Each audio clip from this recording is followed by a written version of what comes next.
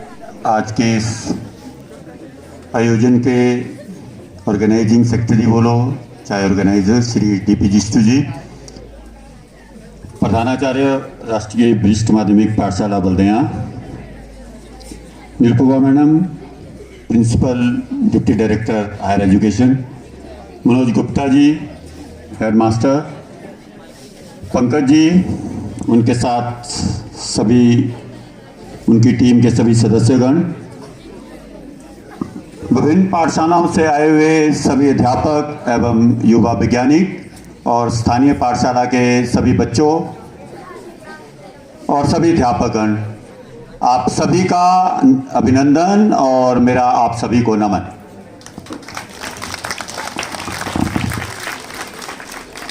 बाल विज्ञान सम्मेलन थोड़ा इसकी चर्चा मैं बाद में करूंगा, लेकिन सबसे पहले जिष्टू जी के स्कूल को देखकर आनंद आ गया, मजा आ गया। अपने आप में हम बड़े अभियान चलाते हैं कि एक पेड़ वृक्ष के, एक पेड़ स्कूल के नाम, एक पेड़ इसके नाम, लेकिन जो जिष्टू जी की कार्यशैली है, आनंद आ गया सर। आप सभी बधाई के पात्र हैं।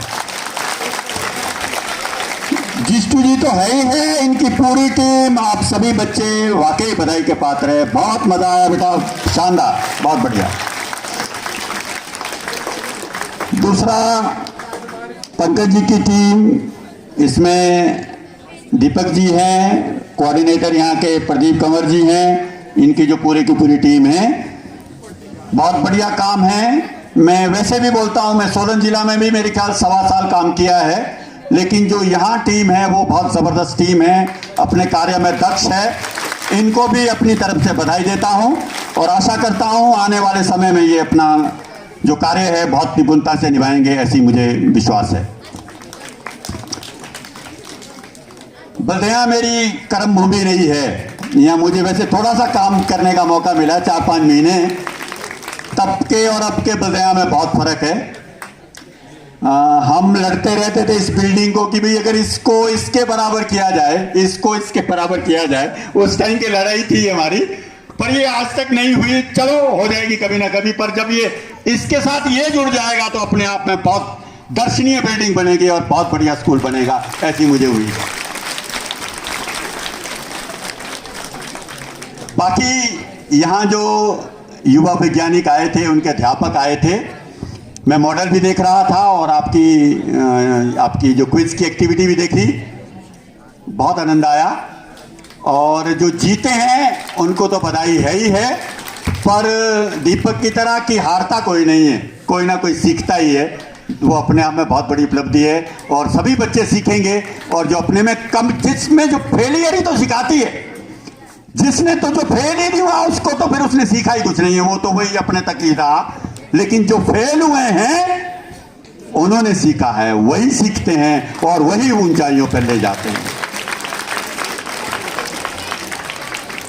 अभी प्रदीप कंवर जी कहीं बात कर रहे थे कलाम साहब की, तो कलाम साहब से ही शुरू करते हैं। देखो थोड़ा आपके साथ में अपने एक्सपीरियंस में, बड़ा भाषण करने वाला तो नहीं हूं, पर आपके साथ अपना एक्सपीरियंस शेयर करने जा रहा हूं।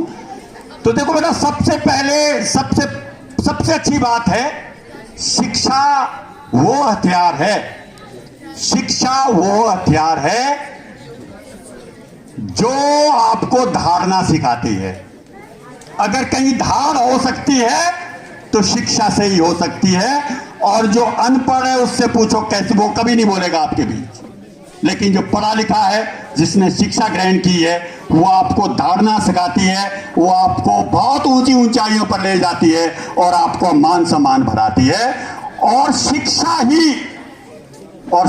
ही आपकी जो कठिनाइयां होगी, अगर कोई उसको हल कर सकता है तो सिर्फ और सिर्फ शिक्षा ही हल कर सकती है। एक कहानी आपने सुनी होगी, आपके साथ शेयर करने का मजा आ रहा है कि पब्लिक स्कूल के बच्चे भी है, दूसरे स्कूल के बच्चे भी है, आपके साथ की बात है। एक कहानी है कि एक किसान की गाय चर रही थी कहीं, एक किसान की गाय चर रही थी कहीं जंगल में चर रही थी, तो वो बाघ आ गया और बाघ ने उसके ऊपर हमला कर दिया। तो गाय भागते भागते भागते भागते एक दलदल में फंस गई। अब मैं बच्चों की तरफ आ रहा हूं, पर दलदल कहाँ है क्या है। भागते भागते वो दलदल के बीच फंस गई और शेर भी उसको ढूंढते ढूंढते वो भी उसी दलदल में फंस गया। पर गाय क्योंकि पहले दौड़ गई थी तो वो उनके बीच का गैप, थोड़ा सा गैप रह गया। तो अब ना शेर आगे जा पाए उस दलदल से, तो गाय तो थी किनारे पे, अब उसको गाय को खाना। तो बोलते गाय हंसने लगी और शेर को बोले कि मारा गया अब तो शेर बोले कि भाई तुम मरना तो तू भी तो मरी जाएगी। बोलते नहीं, बोलो मैं नहीं मरूंगी, देखना, बोलो मैं नहीं मरूंगी। तो शाम को क्या हुआ, किसान ढूंढते ढूंढते जब गाय वापस नहीं आई तो किसान उसको ढूंढते ढूंढते आ गया तो गाय को उन्होंने रस्से रुस्से से जैसे कैसे उसको गाय को किनारे ले गए और शेर उसी में फंसा रहा और मर गया। कहने का तात्पर्य क्या है, जिनको संभालने वाले होते हैं ना वो दलदल में कभी नहीं फंसते। जिनको संभालने वाले होते हैं वो दलदल में कभी नहीं फंसते। अब आप बोलेंगे जी ये संभालने वाले कौन है?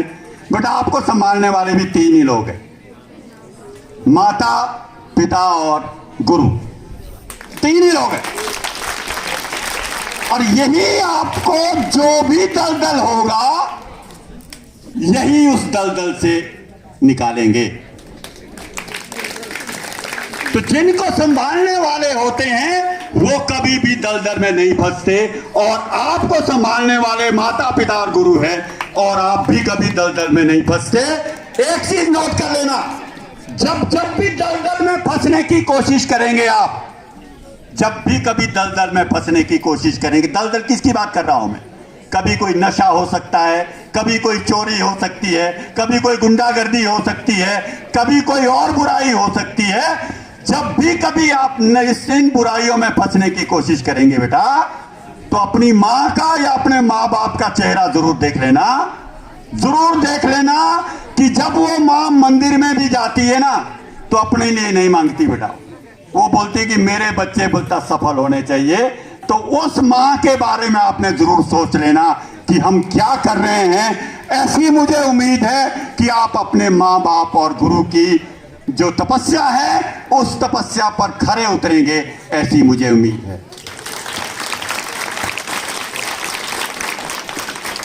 अब स्टोरियां तो मैं बहुत कुछ सुना दूं, पर इतना वक्त भी नहीं है और आपके पास पेशेंस भी नहीं होगी।